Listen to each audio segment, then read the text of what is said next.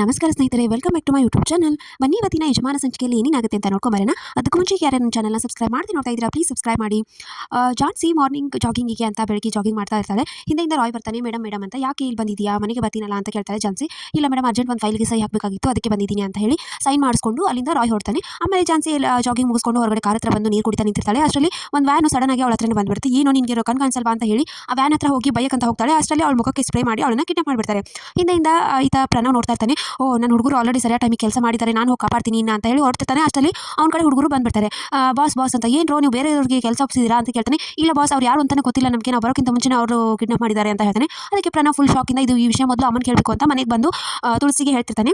ಈ ಥರ ಆಯಿತು ಅಂತ ಹೇಳಿ. ಅಷ್ಟರಲ್ಲಿ ತಾತ ಕೂಡ ಬರ್ತಾನೆ. ಏನಾಯಿತು ಅಂತ ಕೇಳಿದ ತಕ್ಷಣ ತುಳಸಿ ಯಾರೋ ಜಾನ್ಸಿನ ಯಾರೋ ಕಿಡ್ನಾಪ್ ಮಾಡಿದ್ದಾರೆ ಅಂತ ಹೇಳ್ತಾಳೆ. ಅದಕ್ಕೆ ಹೌದಾ ತಾತ, ನಮ್ಮ ಜಾನ್ಸಿ ಏನಾಯಿತು ಏನು ಅಂತ ಹೇಳಿ ಎಲ್ಲ ಪೊಲೀಸರಿಗೆ, ಹೈ ಕಮಿಷನರ್ಗೆ ಎಲ್ಲರಿಗೂ ಫೋನ್ ಮಾಡಿ ಹೇಳ್ತಿರ್ತಾನೆ. ಈ ಜಾನ್ಸಿ ಕಿಡ್ನಾಪ್ ಆಗಿರೋದು ರಾಯ್ ಕೂಡ ಗೊತ್ತಾಗುತ್ತೆ. ಅವಾಗ ರಾಯ್ ಸಡನ್ ಆಗಿ ಹೊರಗೆ ಬಂದು ರಾಘುಗೆ ಕಾಲ್ ಮಾಡ್ತಾನೆ. ರಾಘು ಕಾಲ್ ಮಾಡಿ ಹೇಳ್ತಾನೆ, ಹೀಗೆ ಜಾನ್ಸಿ ಮೇಡಮ್ ಕಿಡ್ನಾಪ್ ಆಗಿದೆ ಹೀಗೆ ಅಂತ ಎಲ್ಲನೂ ಹೇಳ್ತಾನೆ. ಅವಾಗ ಹೌದಾ ಅಂತ ಹೇಳಿ ರಾಘುನು ಫುಲ್ ಶಾಕಿಂದ ನಾನು ವಿಚಾರ ಮಾಡ್ತೀನಿ ರೀ ಅಂತ ಹೇಳಿ ರಾಘು ಯೋಚನೆ ಮಾಡ್ತಿರ್ತಾನೆ.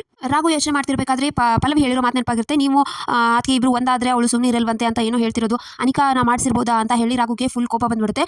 ಆಮೇಲೆ ಈತ ಮನೇಲಿ ಅನಿಕಾ, ರಾಘು ಮತ್ತು ಹಾಗೆ ಜಾನ್ಸಿ ಫೋಟೋ ತೆಗೆದು ಅವ್ರ ಪೇಂಟ್ ತೆಗೆದು ಅವ್ರಕ್ಕೆಲ್ಲ ಪೇಂಟ್ ಮಸಿ ಬೆಳಿತಿರ್ತಾಳೆ. ಅಷ್ಟರಲ್ಲಿ ರಾಘು ಅನಿಕಾ ಮನೆಗೆ ಬಂದು, ಏನು ಮಾಡಕ್ಕೆ ಹೊರಟ ಇದೆಯಾ ನೀನು, ಮಾಡೋದಿದ್ರೆ ಎದುರುಗಡೆಯಿಂದ ಎದುರಿಸಬೇಕು, ಈ ಥರ ಕಿಡ್ನಾಪ್ ಮಾಡಿ ಅಲ್ಲ, ಜಾನ್ಸಿನ ಯಾಕೆ ಕಿಡ್ನಾಪ್ ಮಾಡಿದ್ಯಾ ಅಂತ ಕೇಳ್ತಾನೆ. ನಾನು ಯಾಕೆ ಮಾಡಲಿ, ಈ ಕೆಲಸ ಮಾಡೋದಾದ್ರೆ ನಾನು ಅವತ್ತ ಮಾಡ್ತಿದ್ದೆ, ನನ್ನ ಕೈಯಿಂದ ಆಗೋದಿಲ್ಲ ಅಂತ ತಾನೇ ನಾನು ಬಿಟ್ಟಿದ್ದು, ನೀನು ನನಗೆ ಮೋಸ ಮಾಡಿ ಹೋಗಿದ್ದು ಅಂತ ಎಲ್ಲ ಹೇಳ್ತಾಳೆ. ಅದಕ್ಕೆ ನಾನೇನು ಮೋಸ ಮಾಡಿಲ್ಲ, ನೀನು ನಾನು ಕೌಂಟ ಅಂದ ತಕ್ಷಣ ನೀನು ಬಿಟ್ಟು ಹೋಗಿದ್ದಲ್ಲ, ಅದಕ್ಕೆ ನೀನು ಮೋಸ ಅಂತ. ಇಲ್ಲ, ನಾನು ಜಾನ್ಸಿನ ಕಿಡ್ನಾಪ್ ಮಾಡಿಲ್ಲ ಅಂತ ಹೇಳಿ ಅನಿಕಾ ಹೇಳ್ತಾಳೆ.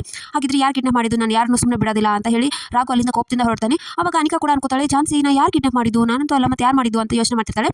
ಆಮೇಲೆ ಈತ ಜಾನ್ಸಿ ಒಂದು ರೂಮಲ್ಲಿ ಕೂಡಾಕಿರ್ತಾರೆ. ಜಾನ್ಸಿಗೆ ಪ್ರಜ್ಞೆ ಬರುತ್ತೆ. ಪ್ರಜ್ಞೆ ಬಂದ ತಕ್ಷಣ ಯಾರು ಇರೋದಿಲ್ಲ, ಒಂದು ಚೇರ್ ಮೇಲೆ ಕೂರಿಸಿರ್ತಾರೆ. ಆಮೇಲೆ ಜಾನ್ಸಿ ಎದ್ದು ಯಾರನ್ನ ಕಿಡ್ನಾಪ್ ಮಾಡಿದ್ದು, ಏನು ಬೇಕಾಗಿದೆ ನಿಮಗೆ, ಯಾಕೆ ನನ್ನ ಈ ಥರ ಕೂಡ ಹಾಕಿದ್ರೆ ಅಂತ ಕಿರ್ಚಾಡ್ತಿರ್ತಾಳೆ. ಅಷ್ಟರಲ್ಲಿ ಒಂದು ಟಿವಿಯಲ್ಲಿ ಡಿಸ್ಪ್ಲೇ ಬಂದ್ಬಿಡುತ್ತೆ. ಅವಾಗ ಚಾರು ಹಾಗೆ ರಾಮಾಚಾರಿ ಇಬ್ಬರು ಮಾತಾಡಕ್ಕೆ ಸ್ಟಾರ್ಟ್ ಮಾಡ್ತಾರೆ.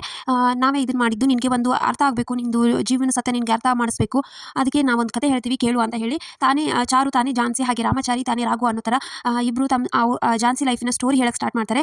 ನಾನು ಜಾನ್ಸಿ, ನನಗೆ ಇದು ಹುಡುಗರು ಕಂಡ್ರೆ ಆಗ್ತಿದ್ದಿಲ್ಲ, ಆ ಥರ ಇದೆ, ದುರಹಂಕಾರ ಇತ್ತು, ಆಮೇಲೆ ನನ್ನ ಲೈಫಲ್ಲಿ ಒಬ್ಬರು ಎಂಟ್ರಿ ಆಯಿತು ಅಂತ ಅವ್ರ ಸ್ಟೋರಿ ಎಲ್ಲನೂ ಹೇಳ್ತಾರೆ. ಈ ಥರ ರಾಘು ಜಾನ್ಸಿ ಇರೋ ಪ್ಲೇಸಿಗೆ, ಕಾರತ್ತಿರೋ ಪ್ಲೇಸಿಗೆ ಬಂದು ಇಲ್ಲೇ ಬಂದಿದ್ದೀನಿ, ಆದರೆ ಜಾನ್ಸಿ ಮೇಡಮ್ ಎಲ್ಲೂ ಇಲ್ಲ ಅಂತ ಹೇಳಿ ಎಲ್ಲ ಹುಡುಕಕ್ಕೆ ಹೋಗ್ತಾರೆ. ಆಮೇಲೆ CCTV ನೋಡ್ತಾನೆ. CCTV ಫುಟೇಜ್ ಚೆಕ್ ಮಾಡಬೇಕು ಅಂತ ಹೋಗಿ ಅಲ್ಲಿ CCTV ಫುಟೇಜ್ ಎಲ್ಲ ಚೆಕ್ ಮಾಡಿದಾಗ ಅವನಿಗೆ ಒಬ್ಬ ವ್ಯಕ್ತಿ ಕಾಣ್ತಾನೆ. ಇವ್ರು ಯಾಕೆ ಕಿಡ್ನಾಪ್ ಮಾಡಿದ್ದಾರೆ ಅಂತ ರಾಘು ಅನ್ಕೋತಾನೆ. ಆಮೇಲೆ ಈತ ಜಾನ್ಸಿ ತುಂಬ ಯೋಚನೆ ಮಾಡ್ತಿರ್ತಾಳೆ. ಏನು ಅವಳಿಗೆ ಕಲ್ಪನೆಯಲ್ಲಿ ಬರ್ತಾ ಇರುತ್ತೆ, ತನ್ನ ಮದುವೆ ಆಗಿರೋದು ಇದು ಎಲ್ಲ ನೆನಪಿಗೆ ಬರ್ತಿರುತ್ತೆ.